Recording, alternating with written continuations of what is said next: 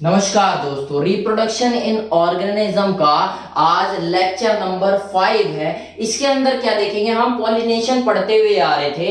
तो pollination, cross pollination हमने plant के बेसिस पे होता है कैसे, उसे पढ़ लिया था। आज हम पढ़ेंगे बेस्ड ऑन फैक्टर कि एबायोटिक फैक्टर से हो रहा है पॉलिनेशन तो उसे क्या नाम दिया जाएगा। अगर बायोटिक फैक्टर यानी लिविंग फैक्टर के द्वारा हो रहा है तो उसे क्या नाम दिया जाएगा। और क्या पढ़ेंगे, जैसे एंटोमोफिली, सर्पेंटोफिली, चिरप्टोफिली, ये सारे वर्ड क्या क्या है, थोड़ी बहुत कंफ्यूजन रहती है, इन कंफ्यूजन को दूर करेंगे। और जहां पे मैं ये हाईलाइट करके रेड कलर या टॉल ये ग्रीन कलर इन सब से दिखा दे रहा हूं, इसका मतलब क्या है, ये मोस्ट इंपॉर्टेंट पॉइंट है जो कहीं ना कहीं एज इट इज एमसीक्यू उठा उठा के पूछे गए हैं। मैंने एमसीक्यू से उठा उठा के ये अलग अलग कलर में दिखाया है। अच्छा, और क्या पढ़ेंगे हम, और पढ़ेंगे हम कि भाई हाइड्रोफिली और एपीहाइड्रोफिली और हाइपोहाइड्रोफिली, इसमें वेलिस्नेरिया का आपने एग्जांपल पढ़ा होगा कि भाई नीचे से जा रहा है स्टिग्मा से, ऐसा कुछ आपने पढ़ा होगा तो अभी क्लियर नहीं हुआ होगा, उन सब चीजों को क्लियर करेंगे।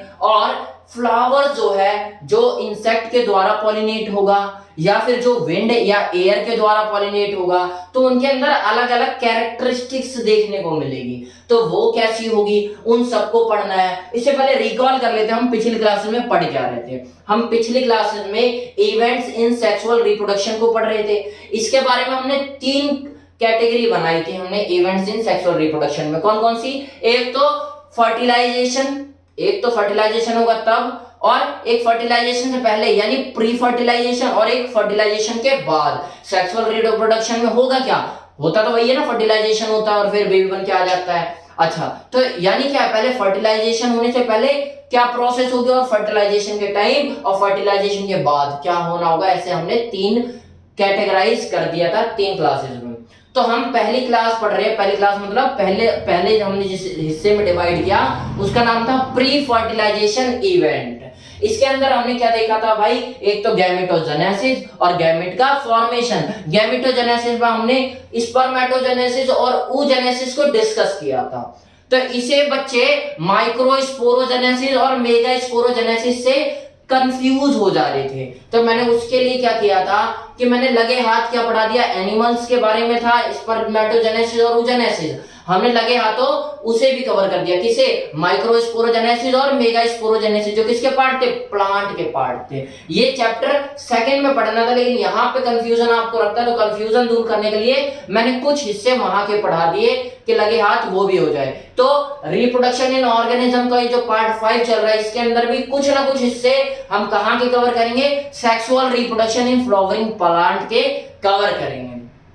तो आपको क्या करना है, आपको बस ध्यान से देखने जाना है। मैं जिस सेगमेंट से पढ़ा रहा हूं उस सेगमेंट से पढ़ने जाना है, पढ़ते जाना है, बस और कुछ नहीं करना। तो शुरुआत करते हैं। आज हमने देखो पिछली क्लास में मैंने क्या बोला, गैमेटोजेनेसिस और गैमेट ट्रांसफर पढ़ रहे थे, तो हमने गैमेटोजेनेसिस के बारे में पढ़ लिया प्लांट और एनिमल में। फिर उसके बाद हम गैमेट ट्रांसफर पे आए, तो गैमेट ट्रांसफर में हमने पहले एनिमल के बारे में डिस्कस कर लिया, और जब हमने गैमेटोजेनेसिस में हमने प्लांट के बारे में डिस्कस कर ही लिया था, तो क्यों ना यहाँ पे भी प्लांट के बारे में डिस्कस हो जाए।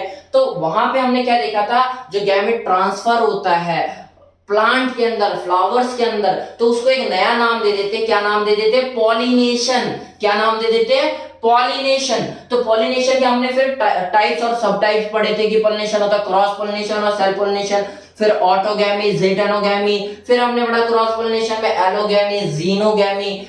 वो एलोगैमी और जीनोगैमी हमने किसके बेस पे पढ़ा था, क्रॉस, यही सिर्फ पार्ट है, वो था बेस्ड ऑन प्लांट, कि प्लांट कैसे कर रहा है पॉलिनेशन। आप क्या पढ़ेंगे, हम बेस्ड ऑन फैक्टर, कि किस फैक्टर से हो रहे हैं पॉलिनेशन, क्या वो लिविंग फैक्टर से हो रहे हैं, अगर लिविंग फैक्टर से होंगे तो उसे हम बोलेंगे बायोटिक फैक्टर।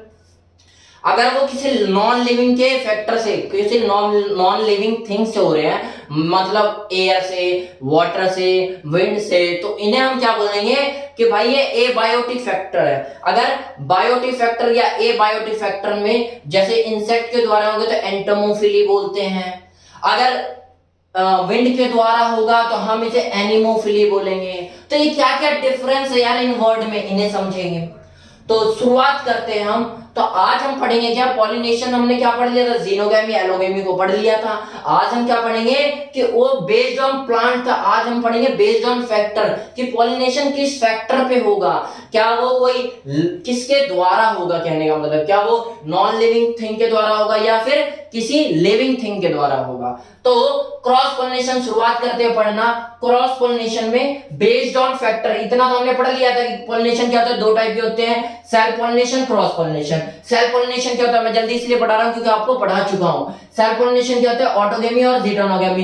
क्रॉस पोलिनेशन क्या होता है, हमने बेस्ड ऑन प्लांट को अच्छे से पढ़ लिया था, एक होता है जीनोगेमी और एलोगेमी। हाइब्रिडिज्म कुछ नहीं होता, क्या होता है बस ध्यान से देखो, मैंने दो शब्दों में ही इसे बता दिया, क्या, one genus different species, species बेशक डिफरेंट हो लेकिन सेम जीनस के हो, उनके बीच जब पॉलिनेशन हो तो उसे हाइब्रिडिज्म कहा जाता है।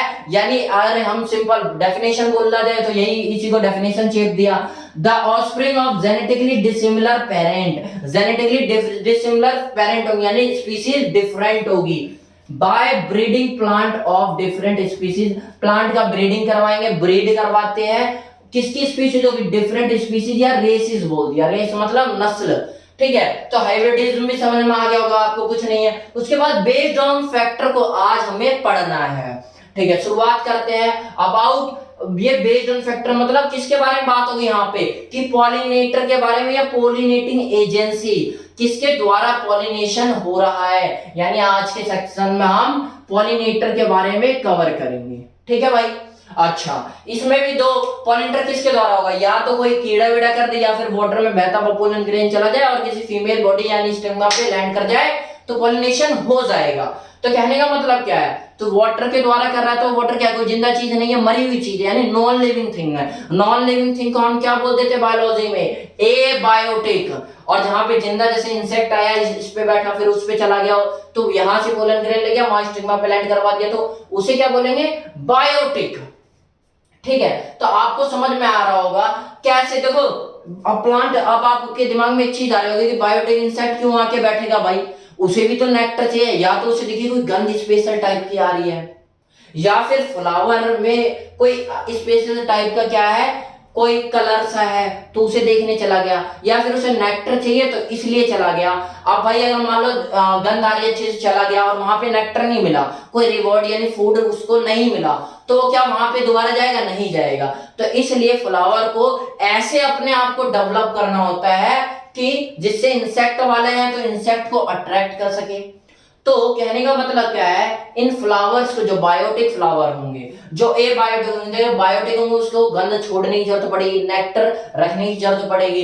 तो क्या ए बायोटिक वालों को भी इन सब की जरूरत पड़ेगी, ए बायोटिक जिसका वाटर से हो रहा है पॉलिनेशन, क्या उसे सुंदर दिखने की जरूरत है ताकि कोई आए, अट्रैक्टिव दिखने की जरूरत है ताकि कोई इंसेक्ट आके उस पर बैठे, नहीं, क्योंकि वाटर से हो रहा है काम। तो वो अगली यानी भद्दा भी दिख सकता है फ्लावर, लेकिन जो बायोटिक है जो इंसेक्ट से होगा तो उनके क्या उसको अट्रैक्टिव दिखना पड़ेगा।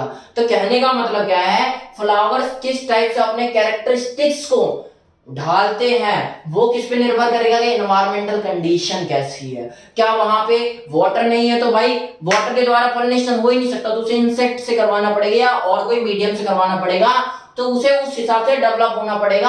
यानी एवोल्यूशन या अडेप्टेशन की बात चल रही यहाँ पे कि अडेप्ट कर लेगा, उस हिसाब से अपने आप को ढाल लेगा। अच्छा आगे बताता हूं मैं, क्या बता रहा था मैं कि भाई बेस्ड ऑन फैक्टर, क्या दो फैक्टर होते हैं, या तो बायोटिक के द्वारा होगा या एबायोटिक के द्वारा होगा। आप देखो सर ये तो एनसीईआरटी में डेटाबेस लिखा ही नहीं है, ये बायोटिक एबायोटिक ये डाटा नहीं लिखा, लेकिन उसकी जगह पे ऐसे ऐसे शब्द दे दिए ना कि उन शब्दों से जब पूछा जाएगा तो जब डाटा याद होगा तो आपको अच्छे से पता होगा। याद मतलब मैंने ये नहीं बोला कि आप एग्जैक्ट याद करके रखो कि 80%, और कहने का मतलब क्या है, देखो जैसे मैंने बोला पॉलिनेशन होगा क्रॉस पॉलिनेशन, तो उसमें बायोटिक फैक्टर और एबायोटिक फैक्टर से कितना होगा, ज्यादा कौन करेंगे, तो हमेशा याद रखना बायोटिक फैक्टर वाले ज्यादा करेंगे, लगभग 80% पॉलिनेशन बायोटिक फैक्टर से होता है। उसमें भी मोस्टली किससे होता है, इंसेक्ट से होता है, यानी एंटोमोफिली, कौन से इंसेक्ट से, बी से। इसलिए बोलते हैं कि भाई मधुमक्खी हमारे लिए बहुत जरूरी है। तो हमें क्या समझ में आया कि बायोटिक फैक्टर, यहाँ पे दो फैक्टर के बारे में पढ़ रहे हैं, तो पॉलिनेशन किसके द्वारा सबसे ज्यादा होगा, बायोटिक फैक्टर के द्वारा। ए बायोटिक में भी दो फैक्टर होते हैं, यानी या तो एयर या विंड, विंड या एयर एक ही बात है ना, हवा चल रही है या एयर, यानी सेम चीज है। तो या तो हवा के द्वारा होगा या पानी के द्वारा होगा। तो याद रखना जो हवा के द्वारा होता है वो एबायोटिक फैक्टर में पूछा जाए, सबसे पहले पूछ लिया जाएगी भाई क्रॉस पोलिनेशन किसमें ज्यादा होता है, तो आप बोलोगे कि सर ये होता है बायोटिक फैक्टर में सबसे ज्यादा होता है, लगभग 80% बायोटिक फैक्टर के द्वारा पोलिनेशन होता है। लेकिन मैंने पूछ लिया उल्टा, मैंने पूछा बताओ कि एबायोटिक फैक्टर में कौन ज्यादा करता है, तो आप बोलोगे कि भाई इसमें विंड ज्यादा करती है, यानी एयर के द्वारा पोलिनेशन ज्यादा होता है as compare to water, water से कम होता है। ठीक है, अब होता क्या है देखो, आगे थोड़ी थोड़ी चीजें हैं वो बताता जा रहा हूं और आगे बढ़ता जा रहा हूं, समझते जाओ। सबसे पहले क्या, ये क्या डेटा बेस है, तो डेटा को मैं आपको लिख लिख के बस कंसेप्ट सीखने पे आप ध्यान रखो। मैंने क्या बोला, बेस्ड ऑन फैक्टर बायोटिक या एबायोटिक फैक्टर होंगे। एबायोटिक को हम नॉन लिविंग फैक्टर बोल देंगे। अब देखो नॉन लिविंग फैक्टर यानी विंड या हवा, हवा में क्या होना चाहिए, flower should be mostly colourless and not attractive. अब देखो फ्लावर को कलर दिखाने की जरूरत नहीं है, क्योंकि किसी कीड़े को, इंसेक्ट को अट्रैक्ट नहीं करना, क्योंकि हवा चलेगी तो ये देखेगी कि भाई ये फ्लावर कलरलेस है तो इसके पास नहीं जाऊंगा, तो चलेगी भाई जिस दिशा में चल रही है उस दिशा में चलेगी।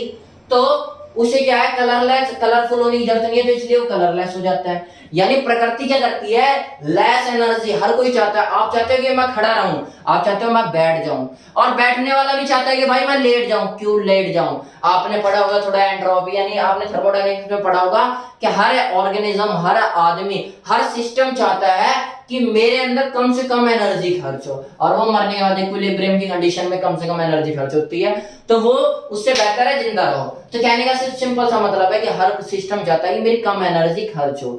तो क्या उसे कलर की जरूरत नहीं है, तो क्या कलर बनाने में एनर्जी खर्च करेगा, नहीं करेगा।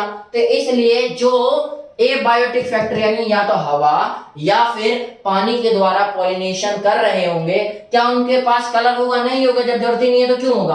आपको ही पता है कि भाई जब किसी चीज की जरूरत होती है तभी वो डेवलप होती है।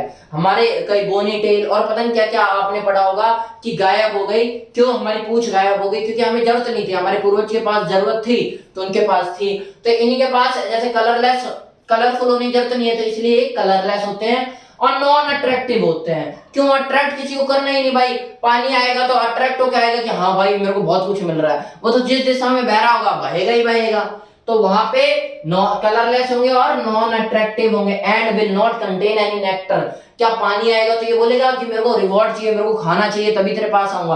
पानी जिस दिशा में बह रहा होगा, हवा जिस दिशा में चल रही होगी, तो कोई नेक्टर की जरूरत नहीं है, कोई अट्रैक्शन की जरूरत नहीं है। नेक्टर क्या होता है, नेक्टर सिंपल सी चीज है, कोई फूड जो जैसे इंसेक्ट आएगा बैठेगा तो उसे कुछ खाने के लिए भी तो चाहिए। आप मूवी देखने चले गए लेकिन वहां पे क्या है, कलरफुल है, कलरफुल है, अट्रैक्टिव है, मान लो कलरफुल है, अट्रैक्टिव है, दिख रही है, लेकिन वहां पे क्या पता चला कि भाई मूवी के अंदर कंटेंट है नहीं, कोई कहानी वानी है ही नहीं, तो अगली बार से जाओगे नहीं जाओगे। तो नेक्टर भी जरूरी होता है, तो ये इंसेक्ट के केसेस में होता है। यहाँ पे वाटर या फिर विंड के केस में हमें ना ही कलरफुल होने की जरूरत है ना ही अट्रैक्ट होने की, तो यहाँ पे नॉन अट्रैक्टिव और कलरलेस प्लांट होंगे और कोई नेक्टर भी नहीं रखेगा। भाई खाना किसको देना है, किसी को जरूरत ही नहीं है, तो नेक्टर भी नहीं होगा, will not contain any nectar. ठीक है, आगे बढ़ के और क्या चीज जानते हैं कि ये भी दो टाइप के होते हैं। कौन से दो टाइप के होते हैं, या तो एनिमोफिली होगा या हाइड्रोफिली होगा। एनिमोफिली क्या होते हैं, देखो एनिमोफिली यहाँ पे ए से स्टार्ट है, यहाँ पे क्या था एंटोमोफिली अलग है, इससे कंफ्यूजन मत करना। एनिमोफिली ए से स्टार्ट है, एंटोमोफिली ई से स्टार्ट है। एनिमोफिली में क्या होगा, जो पॉलिनेशन कर रहा होगा वो कौन होगा, वो फैक्टर होगा विंड या एयर, हवा के द्वारा पॉलिनेशन हो रहा होगा। एग्जांपल है जैसे खजूर का पेड़ यानी पाम। ठीक है, अच्छा ये जो एयर या विंड के द्वारा पॉलिनेशन होगा वो क्या होगा, 19.6% होगा। ठीक है भाई, एक बात याद रखना, मैंने क्या बोला भाई कि क्रॉस पॉलिनेशन में जब फैक्टर के बेस पे डिफरेंशिएट करेंगे तो हम क्या बोलेंगे, एक तो बायोटिक फैक्टर है, नॉन बायोटिक फैक्टर। तो लगभग 80% क्या है, बायोटिक फैक्टर से पॉलिनेशन होता है, तो 20% बहुत कम है। तो एनसीईआरटी ने इसे क्या बोल दिया, बाय चांस। क्या बोला कि इसे चांस फैक्टर, इसे नया नाम दे दिया कि चांस फैक्टर है, कि हो भी सकता है नहीं भी हो, क्योंकि मोस्टली क्या हो रहा है 80% इससे हो रहा है, तो इसे बाई चांस बोल दिया या चांस फैक्टर बोल दिया। तो इन दोनों को हमने क्या बोला, हाइड्रोफिली और एनीमोफिली, यानी सीधे बात है एबायोटिक फैक्टर को हमने क्या बोल दिया, चांस फैक्टर है। ये हो भी सकता है, नहीं भी हो सकता, लेकिन ये क्या है, मोस्टली होगा ही होगा। तो विंड या एयर के द्वारा जो पॉलिनेशन हो रहा होगा वो कितने परसेंट होगा, 19.6%। और जहां पे हाइड्रोफिली की बात आ जाए, हाइड्रो मतलब हाइड्रो से नाम से समझ में आ जाता है वाटर, हाइड्रोफिली की बात आ जाए तो हाइड्रोफिली में जो पॉलिनेशन होगा वो किसके द्वारा होगा, वाटर। हाइड्रो से नाम से समझ में आ रहा है वाटर के द्वारा होगा। कितना परसेंट होगा, 0.4%। बहुत कम पॉलिनेशन होगा जो वाटर के द्वारा होगा, क्योंकि आपको पता है भाई पॉलिनेशन में ऐसा होगा नहीं कि वाटर की सरफेस है तो या तो फ्लावर बिल्कुल यहीं पे हो कि हाँ भाई आएगा इस पे से चला जाएगा, या तो फ्लावर ऊपर निकले रहते हैं या अंदर रहते हैं, ठीक है। तो इसलिए बहुत कम कम परसेंटेज या चांसेस होते हैं कि हाइड्रोफिली हो जाए, यानी वाटर के द्वारा पॉलिनेशन हो जाए। तो हम इसे एनसीईआरटी ने कौन नाम दे दिया, क्वाइट रेयर, बहुत कम है, क्वाइट रेयर। तो ऐसे ऐसे शब्द दे दिए जो आपको कंफ्यूज कर सकते हैं एमसीक्यू करने के लिए, इसीलिए मैंने इन्हें हाईलाइट कर करके बता रहा हूं कि हाँ भाई इसे क्वाइट रेयर का नाम दिया गया है। एनसीईआरटी ने दे रखा है, ये जितने भी आपको आगे पढ़ाऊंगा ना ये सारे एनसीईआरटी में दिए हैं। तो आप ये बिल्कुल मत जाना कि सर फ्लो चार्ट एनसीईआरटी में कहां दिया है। भाई फ्लो चार्ट मैंने समझाने के लिए, आपके कन्वीनियंस के लिए बनाया है, ताकि जब आप एनसीईआरटी पढ़ो तो आपको ऐसा ना लगे कि क्या पढ़ लिया है, सारा एनसीईआरटी, ठीक है, बस भरोसा रखो। आगे बढ़ते हैं। आगे मैंने क्या बोला कि हाइड्रोफिली को भी दो टाइप में बता दिया यहाँ पे। एक तो क्या है एपीहाइड्रोफिली और एक क्या है हाइपोहाइड्रोफिली। अब एपी से समझ में आ रहा है ऊपर, और हाइपो मतलब नीचे, हाइपर होता ज्यादा, तो हाइपो मतलब होता कम, होता ना। हाइपो ब्लड प्रेशर के भी दो टाइप के ऐसे हाइपो पढ़ लेते हो। हाइपो मतलब होता है कम और एपी मतलब ज्यादा, यानी एपीहाइड्रोफिली मतलब ऐसे जहां पे क्या होगा, pollination occurs over the surface of water. Pollination जो होगा वो कहां होगा, सरफेस पे होगा, किसके, वाटर के सरफेस पे होगा, over the surface of water, water के सरफेस पे पॉलिनेशन होगा। और वहीं पे हाइपोहाइड्रोफिली में क्या होगा, pollination occur below the surface of water, जो वाटर की सरफेस है उससे बिलो, उसके अंदर मिलेगा पॉलिनेशन, तो उसे हाइपोहाइड्रोफिली बोलेंगे। अच्छा, एपीहाइड्रोफिली के एग्जांपल पढ़ लो, वेलिस्नेरिया और हाइड्रिल्ला। ये दोनों एनसीईआरटी के एग्जांपल है, तो मोस्ट इंपॉर्टेंट है, याद अच्छे से रखना है, क्या, वेलिस्नेरिया और हाइड्रोलिया। अच्छा, उसके बाद हाइपोहाइड्रोफिली की क्या है, वेलिस्नेरिया में भी क्या होता है कि नीचे से पोलन ग्रेन निकलते हैं एंथर से, और वाटर सरफेस है, वहां पे क्या होते हैं कि भाई स्टिग्मा प्रेजेंट होता है, फीदरी स्टिग्मा। फीदरी मतलब बाल वाले, और स्टिकी मतलब जो चिपक जाए। तो यहाँ से पोलन ग्रेन निकल के ऊपर जाते हैं और वहां पे फीदरी स्ट्रक्चर, बड़े बड़े ऐसे बाल से होते हैं, तो वहां पे जाके चिपट जाते हैं और पॉलिनेशन हो जाता है। तो वेलिस्नेरिया में ऐसा कुछ केस है, तो एनसीईआरटी में स्पेशल बता रखा है, इसलिए मैंने आपको भी ऐसी कहानी सुना के दिखा दिया। उसके बाद हाइपोहाइड्रोफिली क्या होता है, जहां पे क्या होता है, वाटर के सरफेस के नीचे होता है पॉलिनेशन। उसके एग्जांपल क्या है, जोस्टेरा सल्विनिया। अब मैं एक सल्विया पढ़ाऊंगा, और एक क्या होता है, ये टेरिडोफाइट है सल्विया, और एक क्या है सल्विनिया।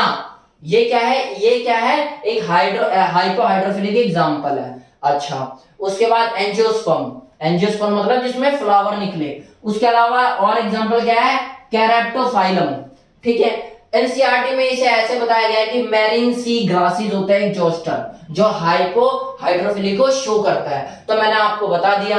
आगे बढ़ते, ये सारे मैंने देख नहीं रहे, मैंने हाईलाइट करके इसीलिए दे रखे हैं क्योंकि थोड़े से अजीब दिख रहे हैं, सेम चीज ही अजीब से, तो आप कंफ्यूजन ना हो, इसलिए मैंने हाईलाइट कर करके दिखा दिया है। उसके बाद हाइड्रोफिली में और क्या चीज जान लेते हैं कि क्या स्पेशलिटी होती है। क्वाइट रेयर होते हैं, मैंने अभी आपको बता दिया कि हाइड्रोफिली जो वाटर के द्वारा पॉलिनेशन होता है वो बहुत कम होता है।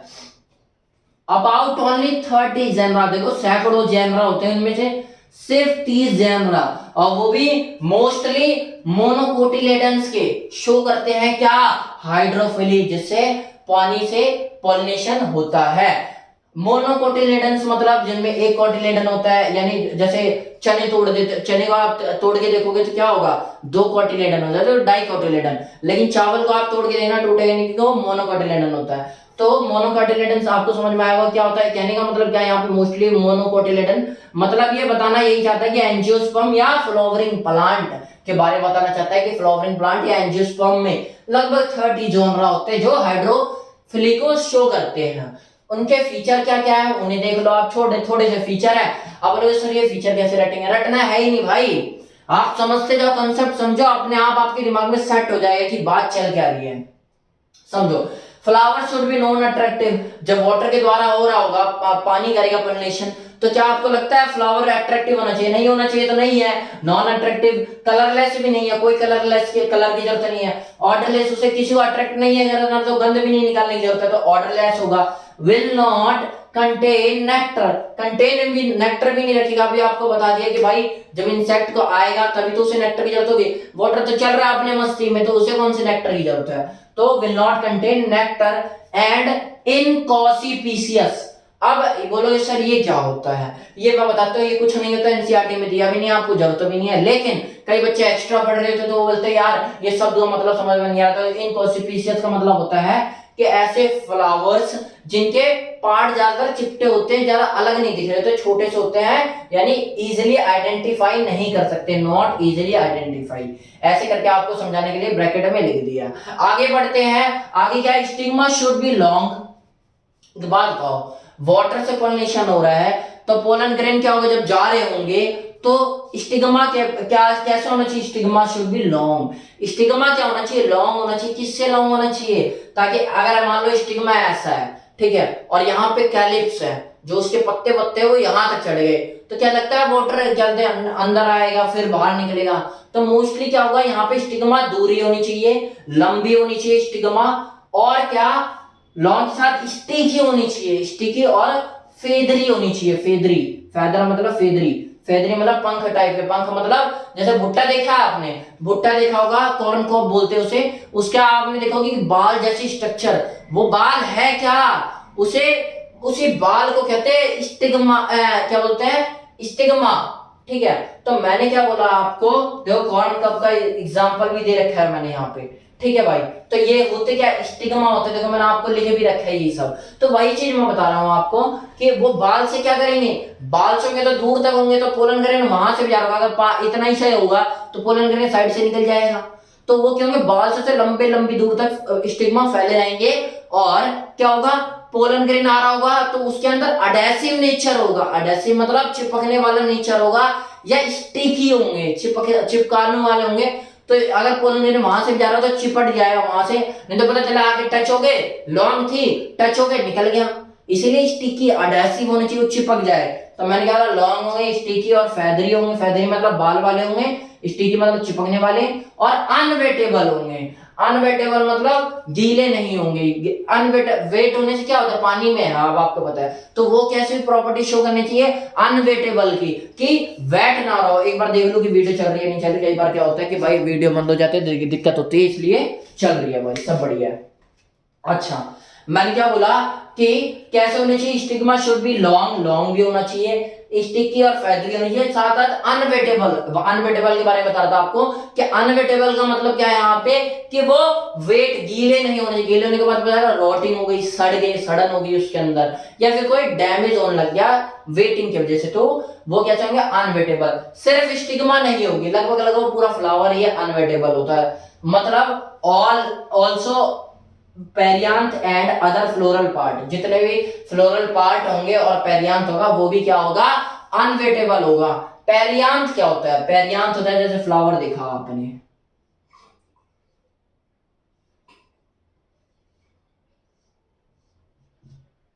ये ऐसा ऐसे ही तो होता है, ठीक है भाई, और कई पत्ते भी लगे रहते हैं, ले भाई पत्ते बना दिए। तो ये देखो, इसे बोलते हैं सेपल और इसे बोलते हैं पेटल। तो इन दोनों को जब जोड़ देते, कई में क्या होता है, ये चिपके रहते हैं, तो इसे इकट्ठा क्या बोल देते हैं, सेपल और पेटल को पेरियांथ। तो ये जो पेरियांथ है वो भी कैसे होंगे, कि नॉन स्टिकी होंगे, यानी क्या होंगे, अनवेटेबल होंगे, मतलब वो वेट गीले नहीं होंगे।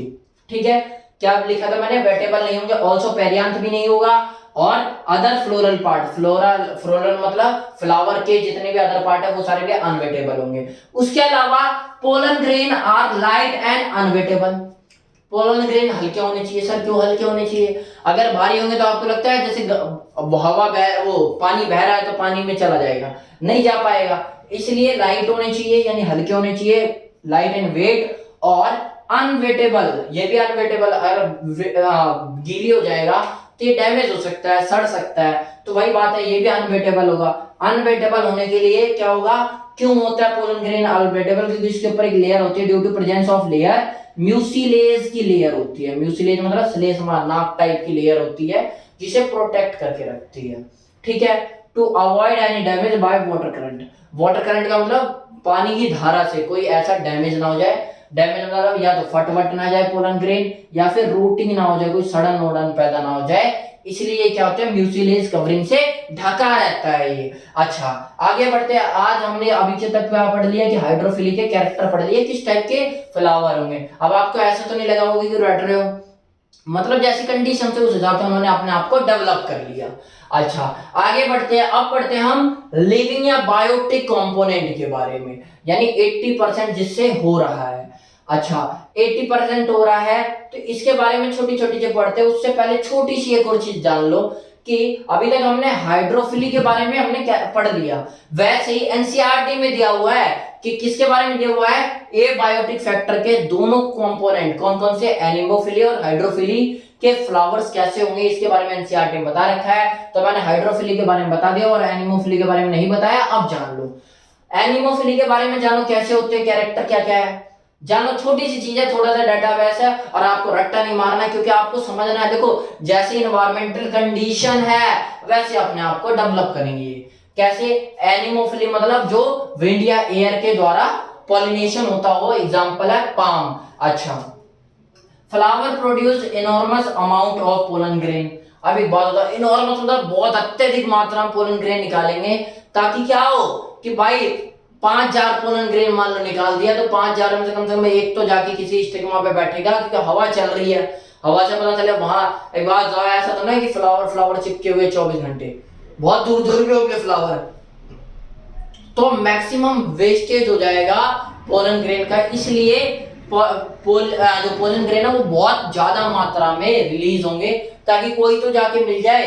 तो फ्लावर शुड भी, इसीलिए आपको पता होगा कि कई जगह क्या होता है कि कई प्लांट्स या फ्लावर्स में क्या होता है कि जब हम उनके पास जाते हैं तो हमें क्या होता है कि कई बार हमें एलर्जी फील होने लगती है। क्यों? क्योंकि उन्होंने पोलन ग्रेन बहुत ज्यादा निकाल दिए कि भाई इंसान जाए बाढ़ में, अपना तो काम बने, सब अपना अपना देख रहे होते हैं। तो flower produce enormous amount of pollen grain, ज्यादातर पोलन ग्रेन इनॉर्मस अमाउंट यानी बहुत अधिक मात्रा में पोलन ग्रेन को रिलीज कर देते ताकि पॉलिनेशन हो ही जाए, टू इंश्योर पॉलिनेशन। अच्छा pollen are small light and smooth. Pollen क्या अभी चिपकने को पाने की जरूरत ही नहीं है, यहाँ पे उड़ के जाने की जरूरत है। तो यहाँ पे पोलन कैसे होंगे, स्मॉल छोटे होंगे ताकि उड़ जाए हल्के से, और लाइट हल्के होंगे, छोटे होंगे, और स्मूथ होंगे, फेदरी या स्टिकी होने की जरूरत नहीं है इन्हें। उसके बाद फ्लावर आर डल। फ्लावर दिखने में खूबसूरत नहीं होंगे, नॉन अट्रैक्टिव होंगे। क्यों भाई, हवा को कौन सा देखना है कि मैं जिसे उड़ा के ले जा रही हूँ खूबसूरत है या नहीं है। तो फ्लावर डल होंगे, नेक्टरलेस, कोई खाने की जरूरत नहीं। क्या हवा मांगती है कि भाई फ्लावर में मैं तेरे पास से हवा तभी आगे फ्लो करूंगी जब तू खाना रखेगा, ऐसा कुछ है नहीं। तो नेक्टरलेस होंगे। सेंटलेस, सेंटलेस मतलब सेंट मतलब वही सेंट जो हम मार रहे होते हैं, तो इनके पास कोई गंध भी नहीं होगी। ठीक है। स्टिग्मा, स्टिग्मा कैसी होनी चाहिए, देखो पोलन ग्रेन तो उड़ के जाना है, लेकिन जो स्टिग्मा होगी, जो उसे रिसीव करने वाली होगी, वो लॉन्ग होनी चाहिए, ताकि अगर मान लो छोटी पड़ गई और कैलिप्स ने ढक लिया तो हवा आएगी ऐसे निकल जाएगी, पता पोलन ग्रेन आ ही नहीं रहे। तो स्टिग्मा लॉन्ग होनी चाहिए, फैदरी होनी चाहिए और अडहेसिव होनी चाहिए। फैदरी मतलब बालों वाली होनी चाहिए, और अडहेसिव, अडहेसिव मतलब चिपक जाए ऐसी होनी चाहिए।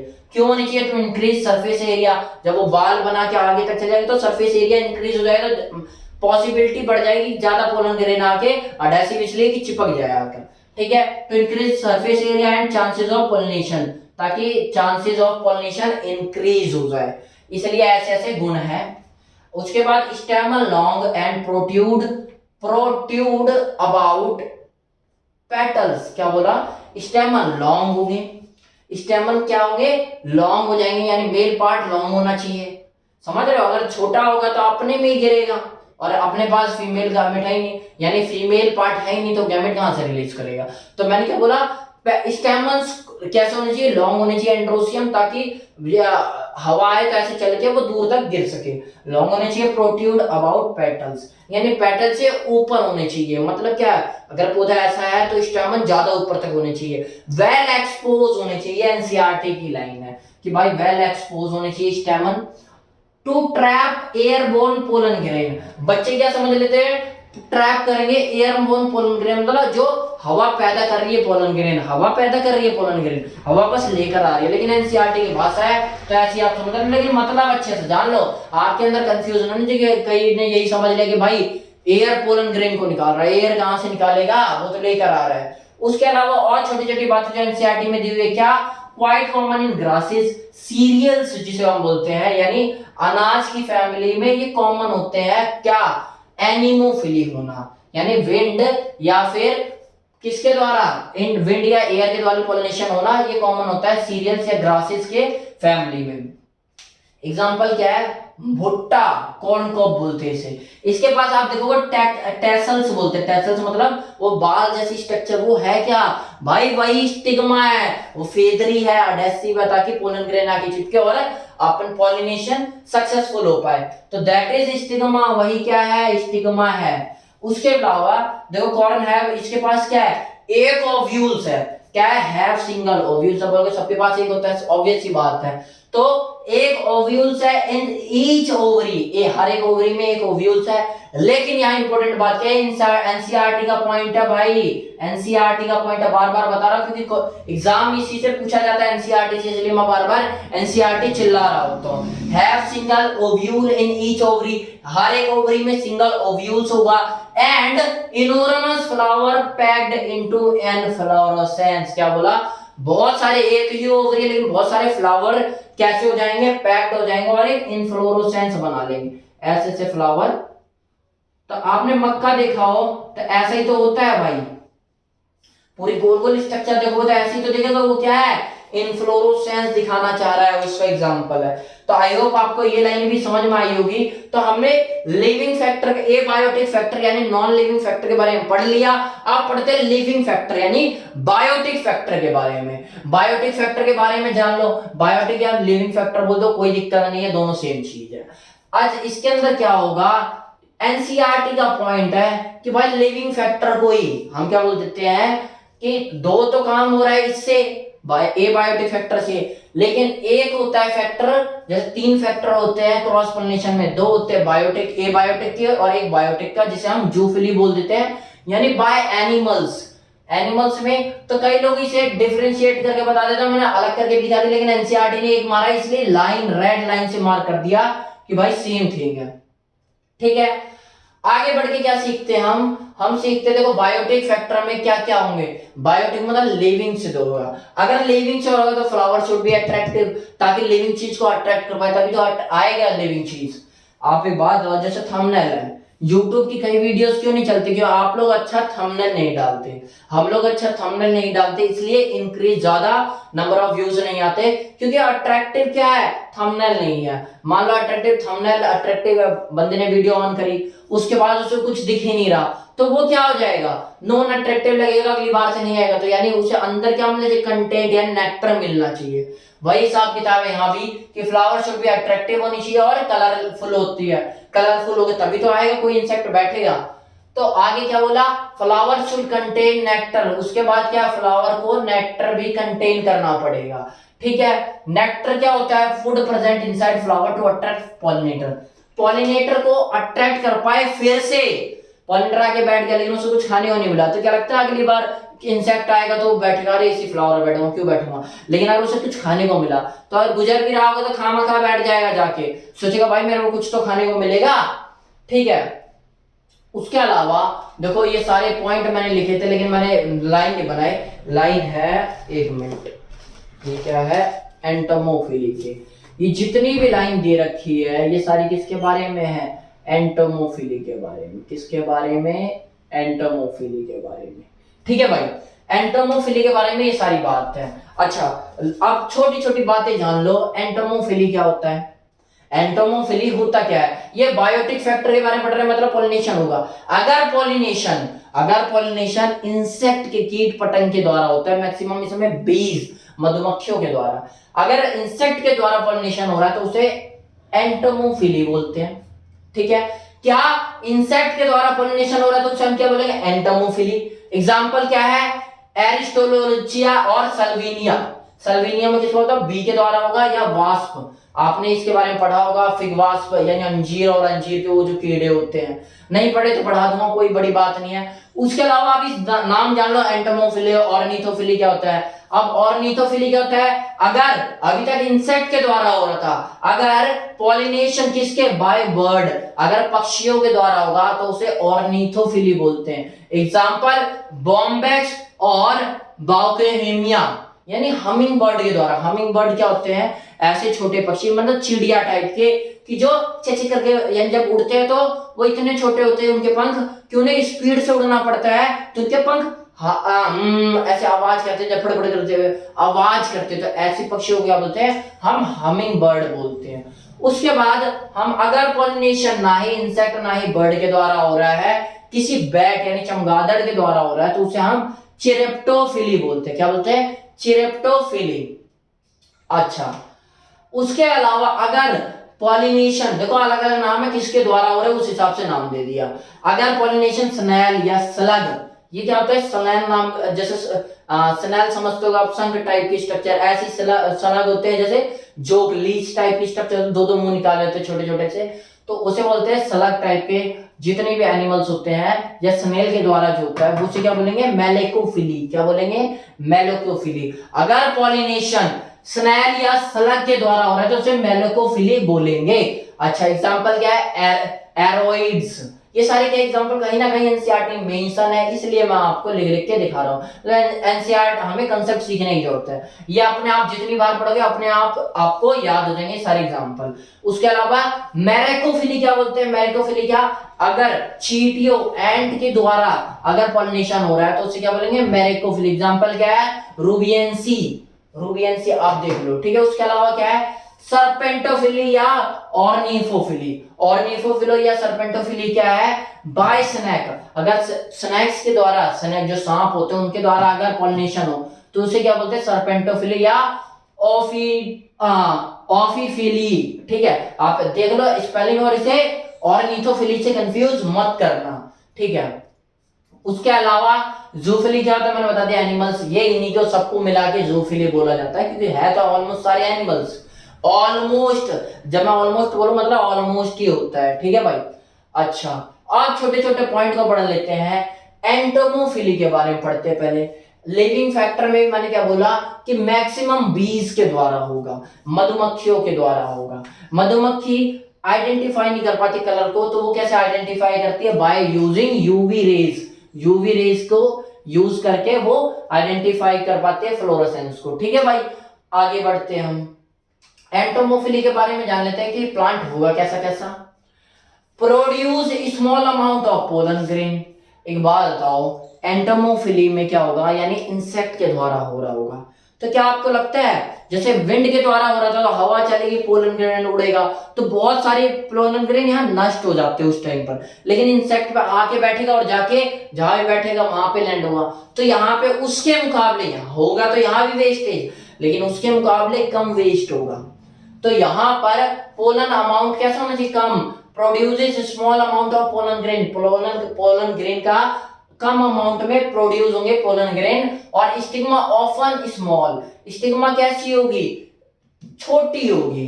क्यों छोटी होगी? उसे किसी एनिमल को थोड़ा बिठाना, या फिर ऐसा थोड़ा कि जैसे स्टिग्मा यहाँ पे क्या थी? लॉन्ग थी, यहाँ पे स्मॉल होने का मतलब इतनी लंबी चौड़ी नहीं होगी, छोटी सी होगी, तब भी इंसेक्ट आके बैठ ही जाएगा। उसे कौन सा लंबा सा दिखेगा? तभी वो हवा में देखेगा यार इतना लंबा नहीं है तो साइड से निकल जाएगा, बैठने के थक गया होगा तो बैठ ही जाएगा, या नेक्टर चाहिए होगा तो बैठ ही जाएगा। तो स्टिग्मा कैसे होगी? Often small. ऑफन मतलब अक्सर स्मॉल ही पाई जाएगी, जरूरी नहीं है कि वो स्मॉल ही पाई, बड़ी भी पा सकते हैं, लेकिन मैक्सिमम केसेस में क्या होगा? स्मॉल पाई जाएगी। क्योंकि भाई अगर उन्हें जरूरत नहीं है लंबी करने की तो क्यों लंबी करेंगे? आई होप मेरी बातें समझ में आ रही होगी। आगे, pollen are larger, heavier, large होनी चाहिए, हैवी होनी चाहिए pollen grain, and with surface appendages like hooks barbs, यानी पोलन ग्रेन के पास कैसे चाहिए, स्पाइनी होने चाहिए। देखो स्पाइनी, मैंने हुक्स को ही क्या, स्पाइनी ऐसे होने चाहिए कि कोई इंसेक्ट आके बैठ गया, अब उसे नहीं पता कि भाई मैं क्या कर रहा हूं, उसे क्या पता कि वो पॉलिनेशन के लिए, तो दोनों का फायदा होगा। इसीलिए इसे को इवोल्यूशन में भी हम पढ़ेंगे कुछ ना कुछ इसके पार्ट। क्या होगा, इंसेक्ट आके बैठ गया, इंसेक्ट आके बैठा, वो अपने नेक्टर के लिए कुछ खाने का खा के चला गया, लेकिन उससे नहीं पता कि उसके बॉडी में चिपक गए, क्योंकि क्या हुआ, ऐसे फ्लावर डेवलप हुए कि भाई धीरे धीरे हम इंसेक्ट से ही होंगे। तो इंसेक्ट के पास भी क्या डेवलप होने स्टार्ट हो गए, मैंने लिखा था शायद, जहां तक मेरे को याद है, नहीं लिखा तो कहीं यार लिखा हो तो बताओ, मैं बता देता हूं आपको। क्या होते हैं, पोलन बास्केट प्रेजेंट होती है, यानी एक स्पेशल स्ट्रक्चर कुदरत ने बना दिया, प्रकृति ने, कि जिसपे क्या होगा, पोलन बास्केट कहते हैं, उनपे आके जब प्लांट बैठेगा कोई भी इंसेक्ट, तो वो क्या करेगा, पोलन ग्रेन अपने आप ही चिपट जाएंगे उसके, ऐसी स्ट्रक्चर कुदरत ने डेवलप कर दी।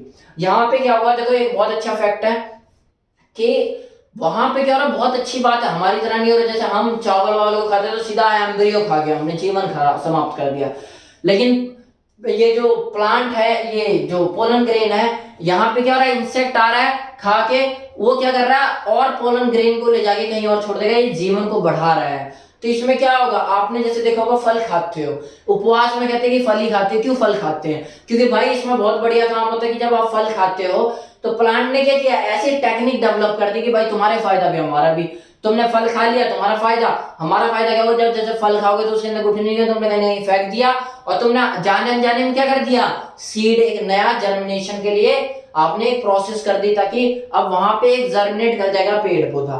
तो आपने क्या किया, कहीं ना कहीं तो यहाँ पे क्या, जीवन आगे बढ़ रहा है, लेकिन हम जब करते हैं तो हम क्या करते हैं, जीवन को नष्ट ही कर जाते हैं। तो ऐसे क्या है, इंसेक्ट जब आया तो बैठा, तो बैठने के बाद वो क्या करा भाई, उसने क्या किया कि अपने, उसके पास पोलन बास्केट थी, उसमें अपने आप ही चिपक गया और कहीं और जाके बैठा, पहले कैलिप्स पे बैठ गया, सेपल बैठ गया, कहीं ना कहीं थोड़े बहुत पोलन ग्रेन गिर गए, लेकिन स्टिग्मा पे बैठ गया कहीं गलती से जाके, तो वहां क्या हुआ, स्टिग्मा पे जाके ज्यादातर नेक्टर कहां प्रेजेंट होते हैं, स्टिग्मा पे या फिर एंथर पे। इसका क्यों प्रेजेंट होते हैं, इसका यही सिंपल रीजन है, ताकि इंसेक्ट आके बैठे तो एंथर पे बैठे या स्टिग्मा पे बैठे और पॉलिनेशन करवाए। कभी आपने देखा है कि नेक्टर जो फूड प्रेजेंट हो वो पत्ते पे प्रेजेंट हो, क्या जरूरत है भाई, पत्ते पे बैठाना ही नहीं है किसी को, तो एंथर और स्टिग्मा पे प्रेजेंट होते हैं नेक्टर, इसी कारण से, ताकि पॉलिनेशन हो पाए। अच्छा, तो मैंने क्या बोला, पोलन आर लॉन्गर, हैवियर, और क्योंकि अब इन्हें क्या हवा के साथ उड़ना नहीं है, वो खुद ही आके बैठ जाएगा, तो उनके मुकाबले हैवियर मतलब ये नहीं कि 5 किलो का हो गया कि उड़ा ही नहीं पा रहा, हैवियर मतलब जो विंड के द्वारा पॉलिनेशन हो रहा था जिन पोलन ग्रेन का, उनके मुकाबले ये पोलन ग्रेन क्या है, हैवियर है, हैवियर। और क्या है, सरफेस अपेंडेजेस, इनके पास पोलन ग्रेन के पास क्या होंगे, स्पाइनी स्ट्रक्चर प्रेजेंट होंगे, या हुक्स प्रेजेंट होंगे, या बार्ब्स कह सकते हैं उन्हें प्रेजेंट होंगे, जो क्या करेंगे, जब कोई इंसेक्ट आगे बैठे तो उन पे जाके हुक्स गड़ जाए और चिपक जाए। ठीक है भाई, और इसके अलावा कौन सी बात है, एक और चीज देखिए, पोलन के पास has yellow oily sticky substance called, और पोलन ग्रेन के पास और क्या प्रेजेंट होगा, ऊपर ही एक yellow oily sticky substance present होगा, जिसे हम पोलन किट कहते हैं। पोलन किट क्या करेगा भाई, स्टिकी है तो उसके चिपकने में हेल्प करेगा। और एक और इंपॉर्टेंट काम करता है, क्या काम करता है, all save DNA from UV rays, UV rays से, जो यूवी रेज पड़ रही है उससे उसका पोलन ग्रेन का डीएनए ना खराब हो जाए, उसे प्रोटेक्ट करके रखता है क्या, पोलन किट। याद रखना, काफी इंपॉर्टेंट है इसलिए बता दिया। आगे बढ़ते हैं, flowers are bright, flowers bright होने चाहिए, जब इंसेक्ट्स हो रहे हैं तो ब्राइट सुंदर दिखने की जरूरत है, सेंटेड होने चाहिए, कोई गंध आए ताकि इंसेक्ट आके बैठ पाए, विद नेक्टर, नेक्टर भी प्रेजेंट हो जाए, मान लो इंसेक्ट आके बैठ गया उसे कुछ मिला नहीं, अगली बार से आएगा नहीं, इसलिए नेक्टर ही प्रेजेंट होगा। ऑल्सो सोवी कलर्ड, सोवी का मतलब दिखावटी कलर होगा, कलर इसलिए नहीं कि उसे जरूरत है, ताकि दिखावा कर सके, ताकि अट्रैक्ट कर पाए, तो सोवी कलर भी बोल सकते हैं हम, ब्राइट कलर को हम सोवी कलर बोल देते हैं, कुछ नहीं है, सोवी कलर किसी का नाम नहीं है, यानी वो कलर जो शो करने के लिए बने हो। ठीक है, सोवी कलर। अच्छा, स्टेमन्स, स्टेमन क्या होता है, एंड्रोसियम को कहते हैं, यानी मेल पार्ट, जो एंड्रोसियम मैंने आपको बताया था कि ऐसा कुछ होता है जहां एंथर होता है, फिलामेंट होता है, तो उसे क्या बोलते हैं, stamen, male part. Male part जो होगा often within corolla tube, corolla tube, और फ्लोरल हैज लैंडिंग प्लेटफॉर्म। क्या होगा, stamen within corolla tube, stamen जो होगा वो क्लोरल ट्यूब के साथ होगा यहाँ पे, ठीक है, क्योंकि भाई आगे तो उससे बैठ जाए कोई फर्क नहीं पड़ता कि उससे अलग जा रहा हो काफी, जैसे मैंने वहां क्या बोला स्टैमन लॉन्ग हो गया, यहाँ पे जरूरत नहीं है, उसके साथ हो सकते हैं। और कोरोलल, कोरोलल क्या होता है मैंने आपको बता दिया, जैसे वो पत्ती सी होती है ना उसी को कोरोलल बोल देते हैं। अच्छा आगे बढ़ते, मैंने क्या बोला, flower has landing platform, flower के पास एक लैंडिंग प्लेटफॉर्म तो होना चाहिए ताकि कोई इंसेक्ट आए तो वो बैठ पाए, लैंड कर पाए, तो उसके पास एक लैंडिंग प्लेटफॉर्म भी होगा, ठीक है।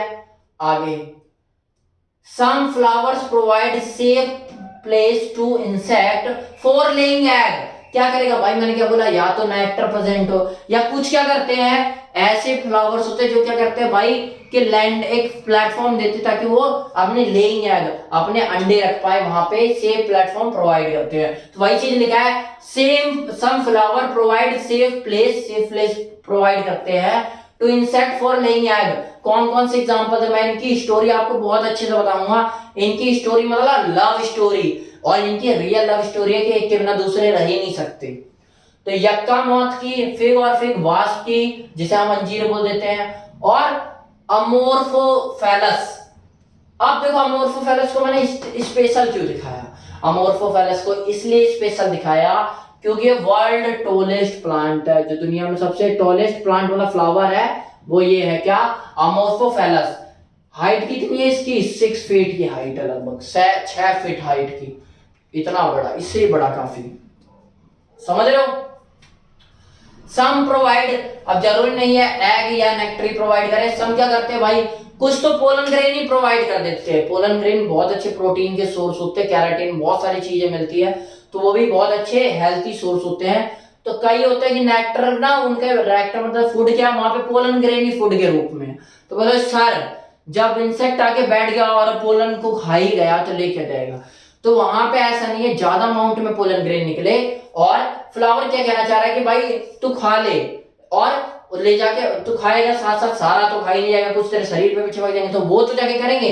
कम से कम जो विंड वाला होता है, विंड से करो बहुत ज्यादा वेस्टेज हो रहा था, इतनी तो वेस्टेज नहीं होगी। तो वही चीज है, some provide pollen grain to eat, खाने के लिए प्रोवाइड करते हैं, लेकिन कम ही अमाउंट में, ईट इन स्मॉल अमाउंट, कम ही अमाउंट में खाएंगे, यानी ये सारे खा गए। उसके अलावा और कौन सी बातें हैं, अब छोटी छोटी बातें हैं बता देता हूं, आप ध्यान से देख रहे हैं इन तीरों को, जहां जहां तीर जा रहे हैं, तीर कहां कहां जा रहे हैं, बैट के द्वारा। अच्छा एक बात बताओ, बैट यानी चमगादड़ इतना बड़ा तो होता ही होगा, और क्या, ये बैट के अलावा जो बर्ड के द्वारा हो रहा हो, और क्या, जो ये स्नेल या स्नेल के, ये क्या है, या फिर स्नेक्स के द्वारा हो, यानी ये बड़े एनिमल्स हैं। तो बड़े एनिमल्स के लिए फ्लावर बड़े साइज का होना चाहिए, नहीं, मान लो इतना सा फ्लावर है, क्या इस पे सांप आके बैठ जाएगा, बैठेगा ही नहीं। तो flower should be large in size, कैसे, लार्ज साइज के होने चाहिए। Contain huge amount of nectar, क्या बर्ड को जैसे चींटी आई या फिर बीज आई, तो उन्हें जितना खाना मिल गया वो संतुष्ट होगी, इतने से में। क्या पक्षी आई तो इतना सा खाने में संतुष्ट हो जाए, उसे तो ज्यादा नेक्टर चाहिए।